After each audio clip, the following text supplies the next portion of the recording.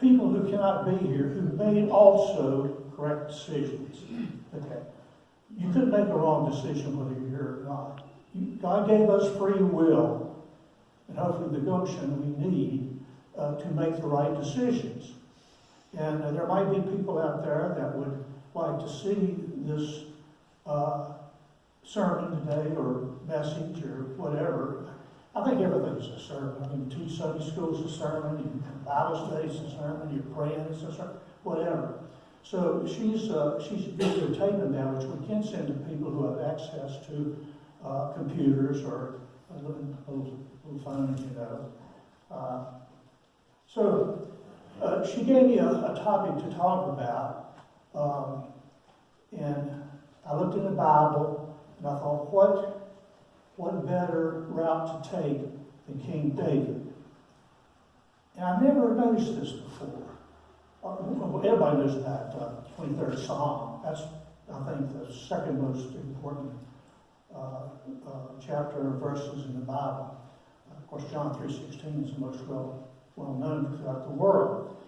But I looked at Psalm 22 and 24, and they all tie together. I want to do that this morning because it fits what we're dealing with what's going on. And it's not just, you're getting the viruses, we've been through that. I was 3 years old, my dad was hauled off to the Dollar Sanatorium with TB. He was quarantined, we were not. But that was a deadly killer along with polio back in the day. So the virus it has its own importance, obviously. But it's how we deal with it, and I'm talking about politics, I'm talking about how we as children of God deal with it. Honestly, I felt like I've been watching a bad movie. I mean, just twists and turns and characters and all this in it, and the different names of people, one saying one, you know, we have to be able to ground ourselves. Because at a time like this, it's not man's way of what we should do and not do. It's God's way.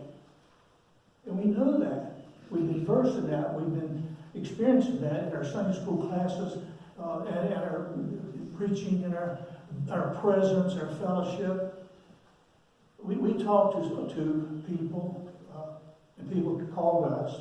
I saw that interchange. We were able to communicate. We could do that, for sure. And we did, and every single conversation, whether first hand or second hand, was, what do you miss most? And every single time it was our church, our fellowship.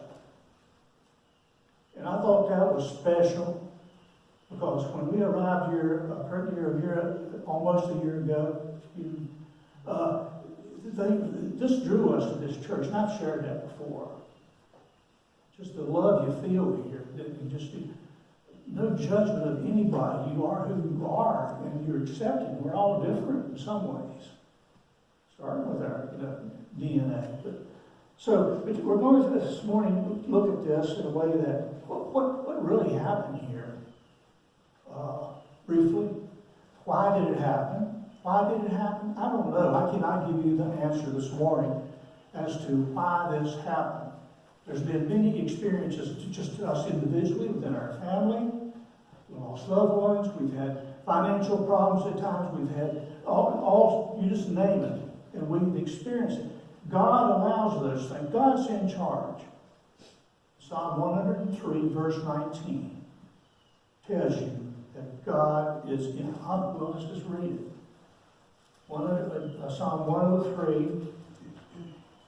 I should have marked it. This is on the radio. This would be dead time. Let's think.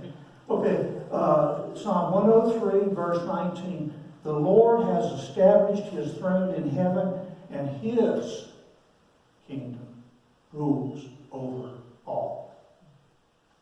Sadly, half the population today probably believes that, and the other half, they were too busy taking God out of school, things out off the courthouse, and just don't recognize him at all.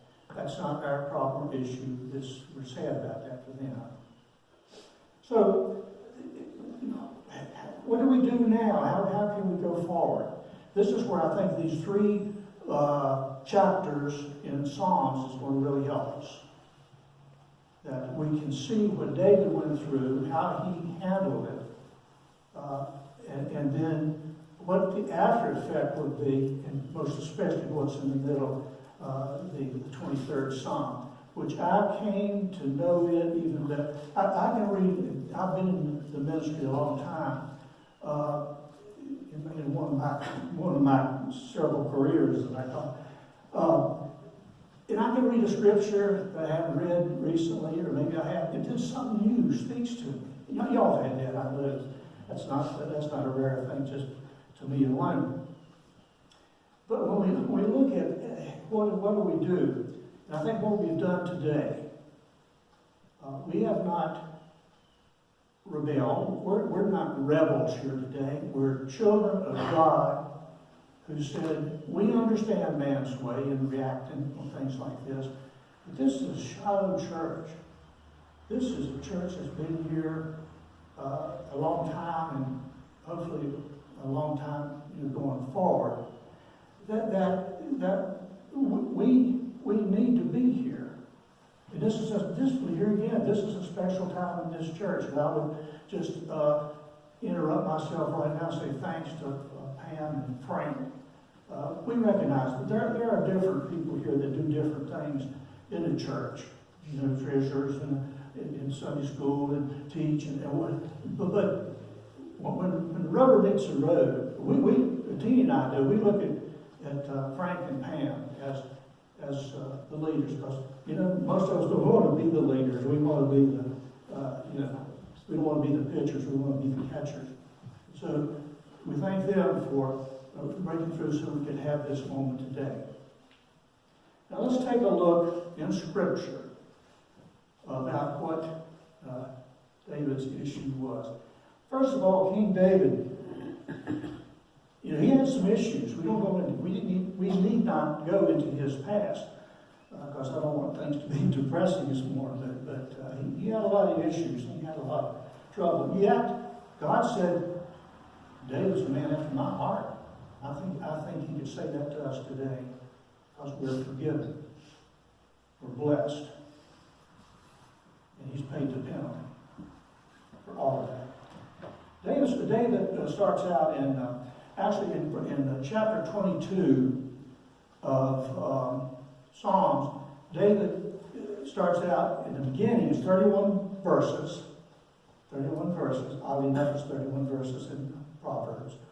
But talking about Psalms, David is, he's in a bad way. He doesn't know which ends up. He's just maybe like some of us were when all this thing happened. 9, 10, 12 weeks ago, whenever. Well, I've lost track of time. I finally cut the movie off because I couldn't take what was going on out there. It was tough, and mainly psychologically. Not so much the physical part of it, but just having to deal with it. Well, David went through that. Isn't that great? Because now we can look at King David, the Son of God, and Jesus was the Son of David, and can hang our hat on this and rely on this, knowing that if it worked then, that God can work that in our lives, in our church today. Let me give you 2 or 3 different verses he has in verse 22. What you're going to have in these 3 chapters is suffering, praise, and posterity. Posterity, that's just a 50-cent word that means for forever, going forward in the future. So David's saying here, my God, why have you forsaken me? You'll see a lot of what he's saying is what Jesus went through himself when he went to the cross. The week he was being tortured and mocked and insulted and spat upon and died on the cross. David says, my God, why have you forsaken me? Why are you so far from helping me? And from the words of my groaning. You could have experienced that in the past 2 or 3 months. Just, where's this going? What's happening? What's this going to be like after it's over? Is it going to be over? Is this the end? Well, I guarantee you this is not a tribulation start. I will say that for sure. So he says, he says to God, he's praying, why are you so far from helping me and from the words of my groaning? Oh my God, I cry in the daytime, but you do not hear. And in the night season, I am silent. I actually added another verse, but it's not in the Bible. David says, you know, God, if it weren't for bad luck, I wouldn't have no luck at all. That's what he was saying in a very distraught, he was just level. Now, whether or not all that happened to you during this point in time, I think some of it did. But we don't question God as far as why did this happen. He has the sovereign control, which we reference. So David is he's crying out. He takes 21 verses to get it all off his chest. The first 21 verses. Then he lifts his foot off the pedal a little bit, and the last 10 verses he talks more about. Well, there is a God, and God is in place. Things. I think he's convinced himself, and he's stated to others that everything is going to work out fine. So he goes next to the 23rd Psalm, but before we go there, I want to share you the 24th Psalm, how it starts out.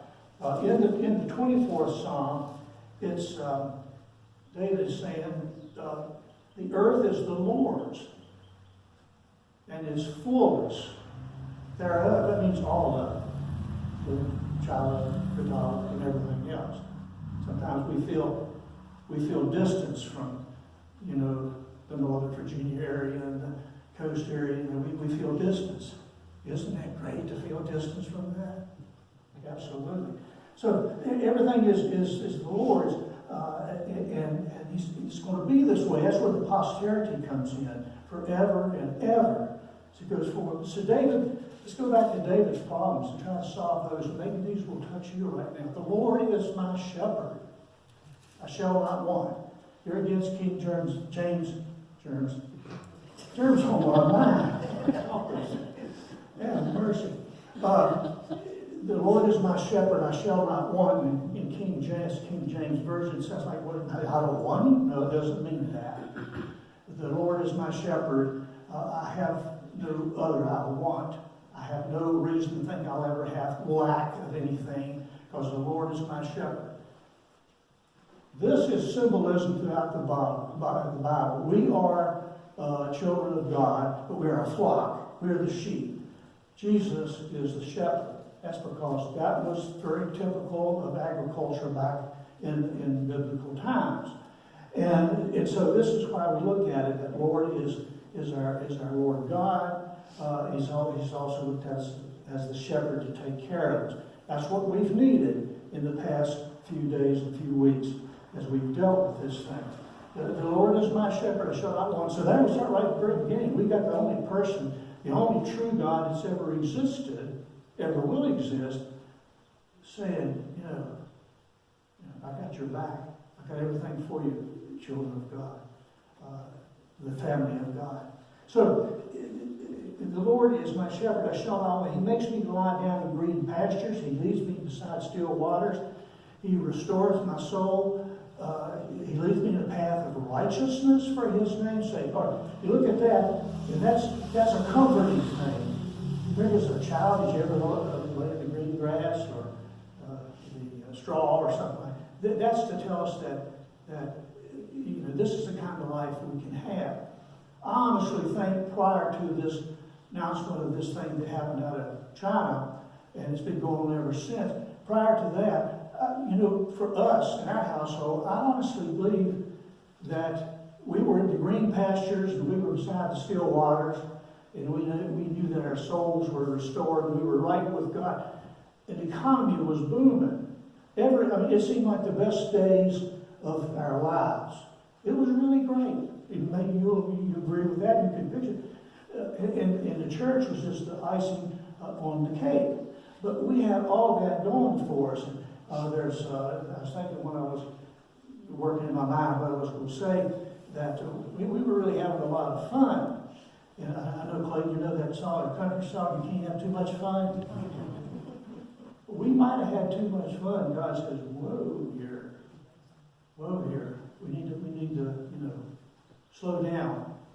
Because it seemed to be kind of strange to me that prior to this thing that happened, you got up on Monday and all of a sudden it's Friday. Time was flying by. Maybe you noticed that or not. Time was passing by just as fast as it could go. We get closed up where we can't get out of our houses hardly, and it just goes, Tina said, well, what do you want to do? What do you want to do? We'll go after supper. The menu's like, we'll pick up whatever. It just, we were thrown all out of kilter on it. But Jesus is telling us right up front. He's given us the main course before he tells somebody how he breaks it down. He said, green pastures, still waters. Restore your soul so that you're right with God. You can put your shirt on, return to sender, because you have a ticket to heaven. So then we go through this. It'll speak to you. It'll really talk to you this morning when you look at what he's saying. And when he says walk through the path of righteousness for his name's sake, that's to recognize his name so that we can talk to God, and we can pray to God, and we can speak to God this morning through me, the humble servant. And you listen and you hear that. We have that, the line is open. That's how great our God is. He wants us to recognize that. And he doesn't give us righteousness as such. We're credited with righteousness. He paid the debt. So now I'm going to give you an IOU. You have righteousness, which means the divine nature in you now is such that you're probably going to make about 80% of the right choices. But just that other 20%, he said, I'm going to take you to the shed, and there'll be some kind of consequences. But you still are credited with righteousness, meaning you have a divine nature in your heart now instead of a sin nature. Big change there, folks. And we have that, and we're thankful for that. And then it goes on, he says, in King James, he says, yea, though we walk. We walk through the valley of the shadow of death, and we fear no evil, because God is with us. Wow. So, what is the valley? We go through the shadow of the valley of evil. We're going down in the lowlands. What is that? Is that death? Does that mean He will save us from death? Eternal? Well, you could put that in there. I think when you walk through the valley, that you're walking through anything, loss of loved ones, loss of this, loss of that, illness of your own, going through what we just went through and still are going through it. It's not over yet. That's all down there in the valley. And here he is like a shepherd. He's got a club about, 2 or 3 feet long where you fight off animals. He's got his shepherd's crook to where he can pull one back and try to get away or something like that. He is taking care of us all down in the valley. So then we look at it, it says, you prepare a table before me in the presence of my enemies. What does that mean? You think about homecoming. Homecoming will be coming up here. This is one homecoming today, where we got another June 3rd Sunday and July 3rd Sunday. We're not talking about fried chicken, mac and cheese, and all, that kind of. He prepares the table. I don't know what it is. It could be food, but it could be anything. He prepares a table before us in the presence of the sinners, those who choose not, our enemies. If you're not saved, you're an enemy of God. We were when we were born. That will change. So he's preparing a table that we're up here, and it's like, this is probably not the way to put it, but we're seeing all those enemies, we're going hand in hand, like that. And I'm not sure God's going to be upset about that, because He put us up there for a reason. He didn't always start headed with oil. That was a process that happened in the Middle East in the time of Jesus. Anointing one's head to cure things, even whether they're in the head psychologically or whatever it may be. That was original. That's still done today in some churches. I witnessed it over at the Mason's Cove Chapel years and years ago when I went with Mama. And I always went with her when I was in on the weekend, set aside every keep her from talking out loud, much as anything. And so, but this, look what's happening here. You're going to be up here, and the enemy's going to be, they can't touch you, they can't hurt you with anything. And I'm going to anoint you. That just sounds soothing, you know, to have that oil, you know, being anointed with that. And then he goes on to say, your cup's will run over.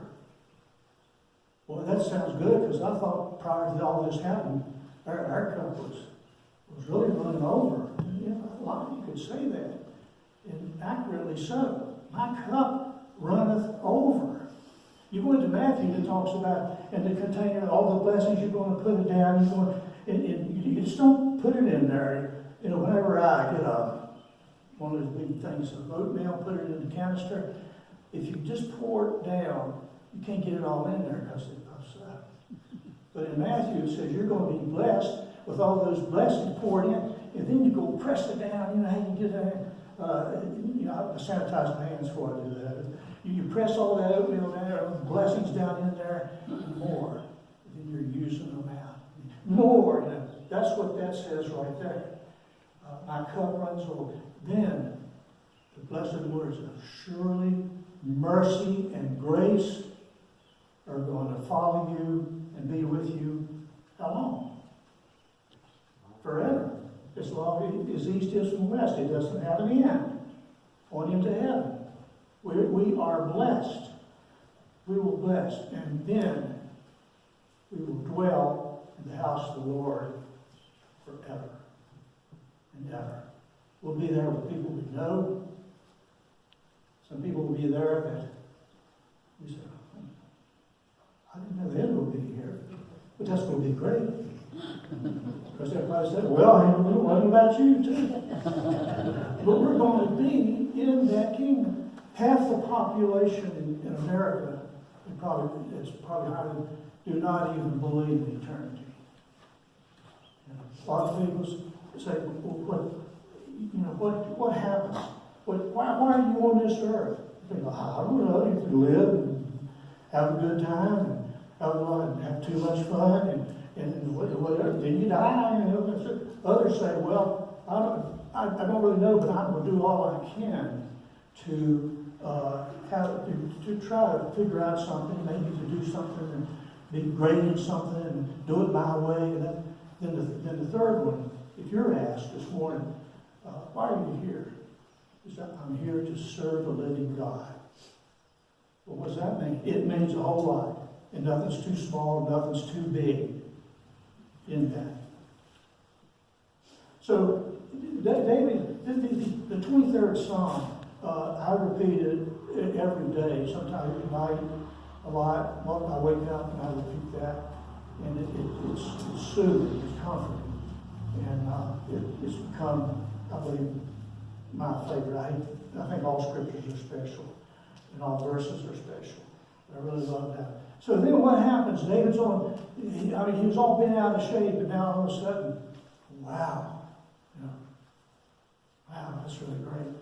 And then he kind of sets it going forward. When he says in verse 24, the earth is the Lord's and all its fullness, the world and those dwell therein, for he has founded it upon the seas and established it upon the waters.